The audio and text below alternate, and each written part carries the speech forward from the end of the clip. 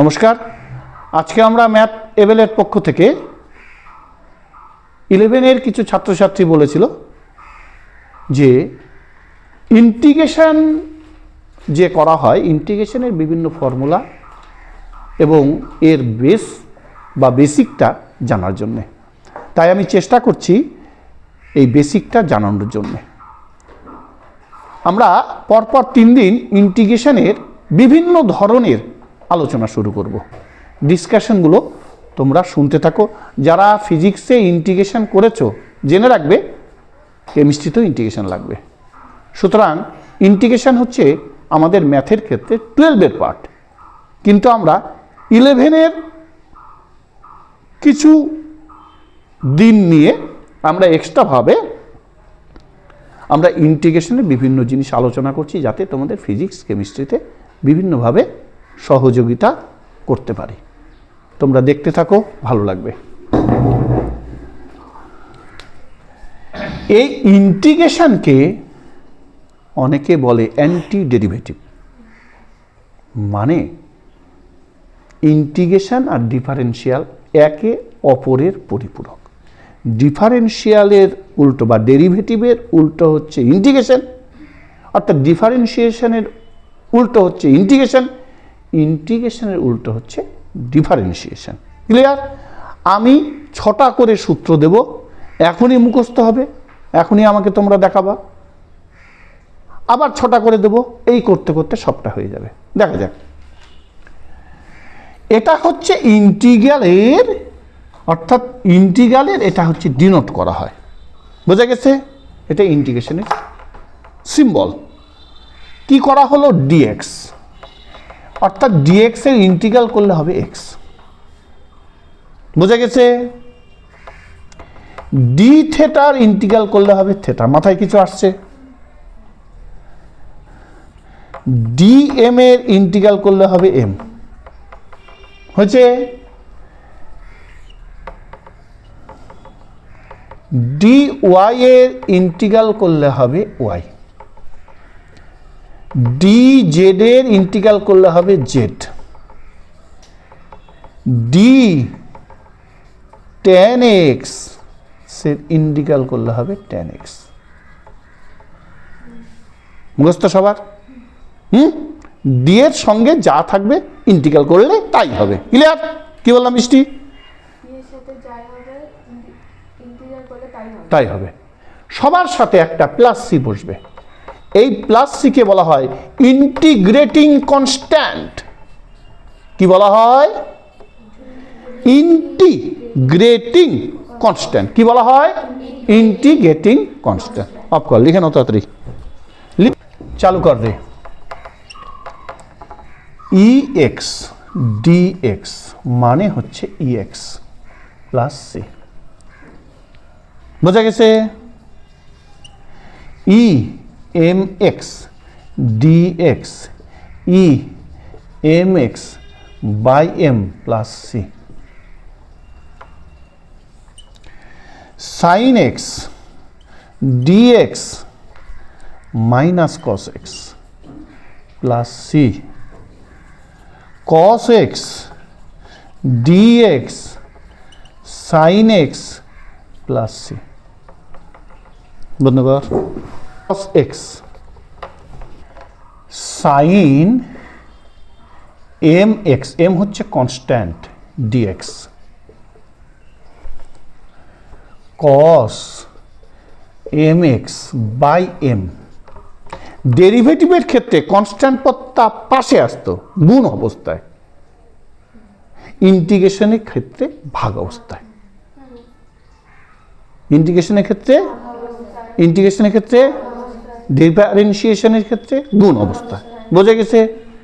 Plus C সঙ্গে minus, তাহলে cos M X dx sine M X by M, এখানে প্লাসই হবে, হয়েছে? Sec square x dx tan X plus C, cosec square x minus cot X plus C.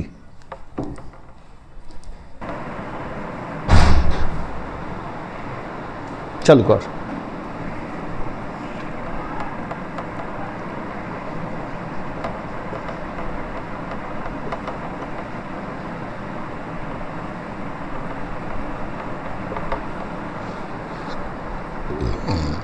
মুখস্থ minus cosec x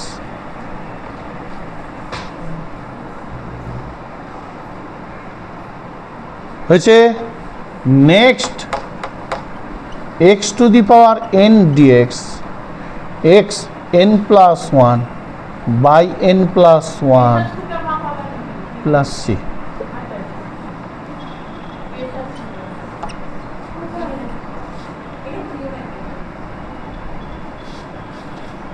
next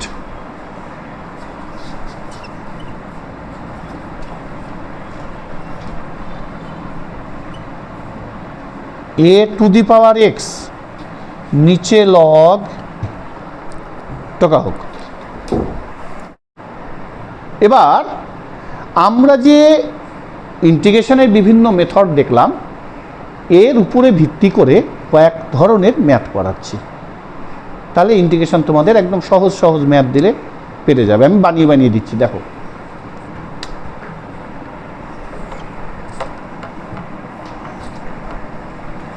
x to the power 10 dx. দেখো এটা বুঝতে পারা যাচ্ছে এটা হচ্ছে 10 আছে, তার মানে n, তার মানে কি x 10 plus 1 by 10 plus 1 plus c, তার মানে 1-এর নিচে 11 x to the power 11 plus c. Complete. কেমন লাগলো ম্যাথটা? আরও একটা দেখছি। দেখা গেল রুট এক্স, এটাকে করা যাবে কি, হ্যাঁ কি না? স্কিপ করছি। X to the power half ওপরে নিলে x to the power minus half হয়েছে। তাহলে x to the power minus half plus 1 নিচে minus half plus 1 plus c. তাহলে 1 থেকে হাফ গেলে কত হয়? হাফ, উল্টে গেলে 2 হয়েছে। X to the power half মানে রুট এক্স প্লাস সি। কারো কোথাও প্রবলেম আছে? বোঝা যাচ্ছে? কে ফোন করেছে রে? হ্যাঁ বল, কথা বল। অফ কর দে।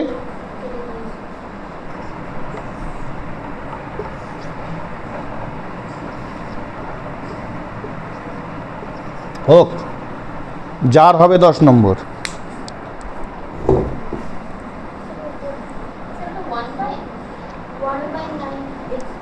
চালু করেছিস? এটা 1 বাই এক্স টু দি পাওয়ার 9।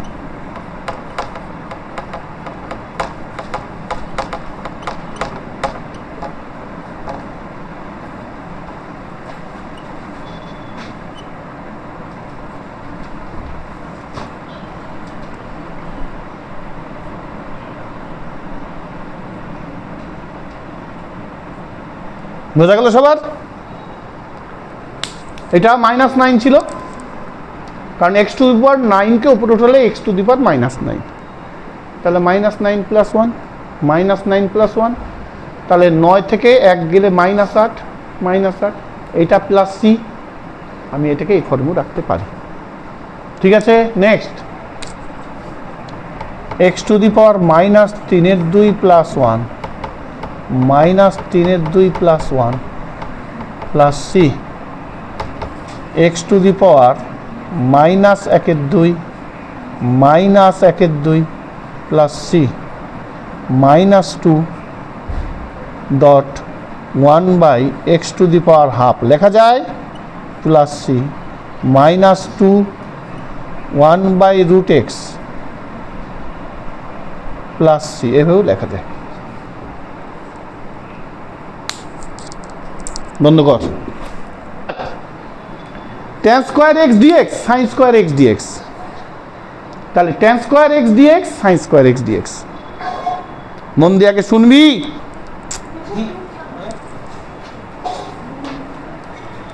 দেখ আমাদের টেনের স্কোয়ারের কোনো সূত্র আমাদের জানা নেই, যত সূত্র দেখলাম, তাই এটাকে কনভার্ট করতে হবে। কি কনভার্ট করব?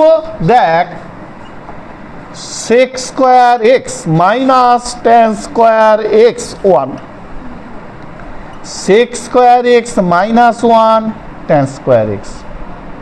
তাহলে এই টেন স্কোয়ার এক্স এর বদলে লিখব sec square x minus one. Clear?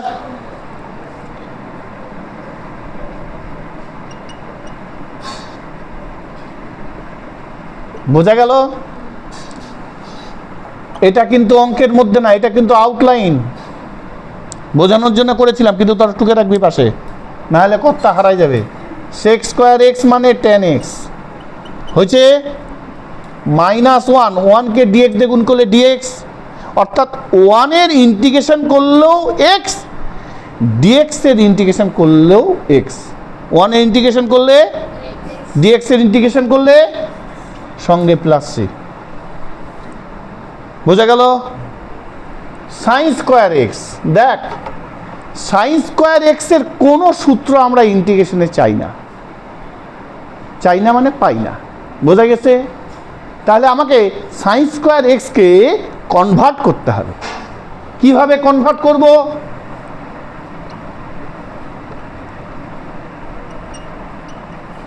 করা যায়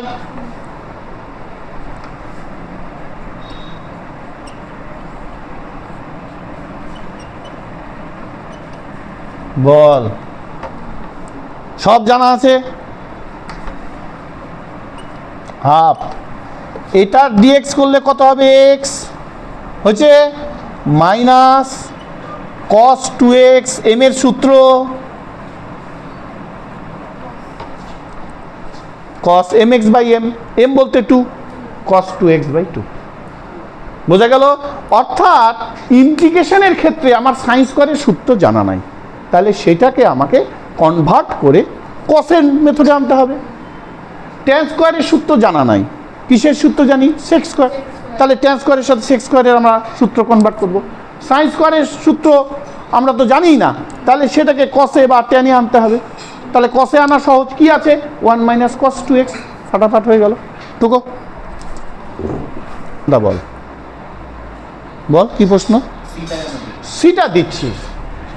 এই ইন্টিগ্রেশনের ক্ষেত্রে উপরে একটা মান দেওয়া থাকে, নিচে একটা মান দেওয়া থাকে। এই নিচের মানটাকে বলা হয় লোয়ার লিমিট, ওপরেরটাকে বলা হয় আপার লিমিট। অর্থাৎ এই লোয়ার লিমিট আপার লিমিট, এই লোয়ার লিমিট আপার লিমিট যদি না থাকে তাই ইন্টিগ্রেটিং কনস্ট্যান্টটা দিতে হবে।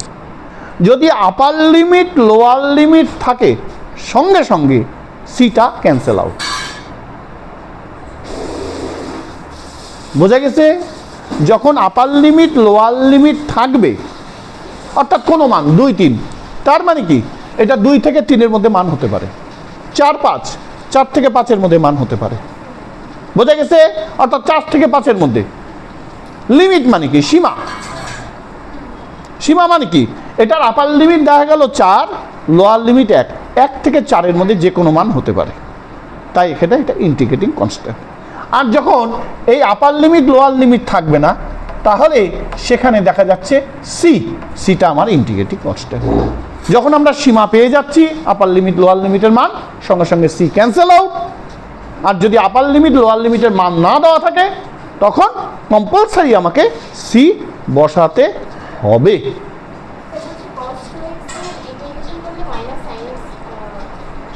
কি বলে রে? cos 2x, সরি ঠিক বলছে ও, বন্ধ কর, চালু কর। cos 2x কে করলে হবে sin 2x।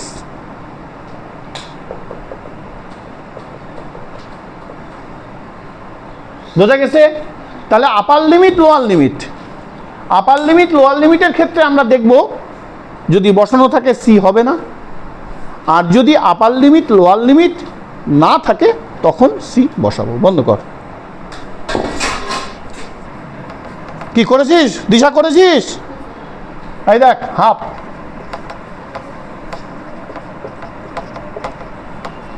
হাফ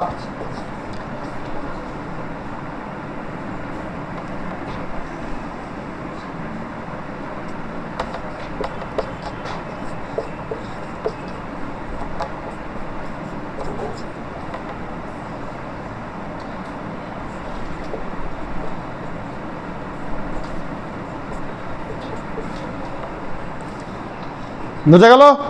নেক্সট এটা একবারে করি। রাধে রাধে।